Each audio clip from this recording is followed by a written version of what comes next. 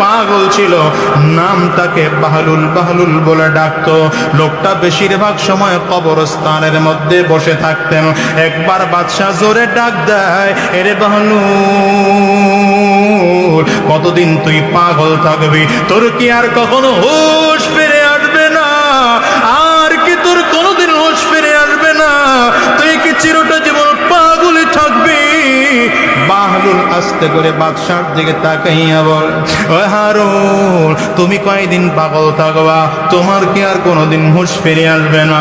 কথাটা বলতে দেরি হয়, বাদশার চক্ষু দুইটা লাল হয়ে যায়, মেজাজ খারাপ হয়ে যায়, রক্ত গরম হয়ে যায়। কাছাকাছি এসে ডাক দিয়ে বললেন, বেটা, পাগল কি আমি না পাগল তুই?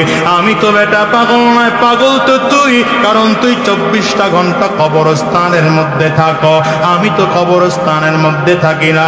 বাহলুল চোখের পানিগুলো ছেড়ে ছেড়ে দিয়ে কান্না করে না ডাক দেয়, বাদশা নামদার, আপনি সব মিলে দেখেন পাগল আমি না পাগল আপনি? কারণ আপনি রাজপ্রাসাদের মধ্যে থাকেন, আমি কবরস্থানে থাকি। ও বাদশাহ, বলুন তো, আপনার রাজপ্রাসাদে আপনি চিরজীবন থাকতে পারবেন নাকি? বাদশাহ হারুনুর রশিদ ডাক দিয়া বলেন, না রে পাগল, না, কেউ দুনিয়ায় চিরজীবন থাকতে পারে না, আমিও দুনিয়ায় চিরজীবন থাকতে পারবো না রে। হয় দুনিয়ার থেকে বিদায় নিয়ে চলে যাব।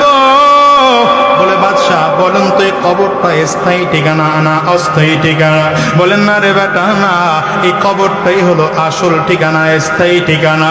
হারুন চোখের পানিগুলো ছেড়ে দিয়েছে, এবার পাগল ডাক দেয়, বাদশাহ হারুন বলেন তো, ওই রাজপ্রাসাদ যদি স্থায়ী ঠিকানা না হয়, কবর যদি আসল ঠিকানা হয়, আমি এই জন্যই তো কবরস্থানের মধ্যে আইসা থাকি, আমি রাজপ্রাসাদের মধ্যে থাকি না। বাদশাহ হারুন রশিদের চক্ষু দিয়ে টপ টপ টপ টপ করে পানি পড়া আরম্ভ হয়ে গেল। আস্তে করে ডাক দেয়, রে বাহলুল, তুই বুঝি বড় বুদ্ধিমান, পাগল বুঝি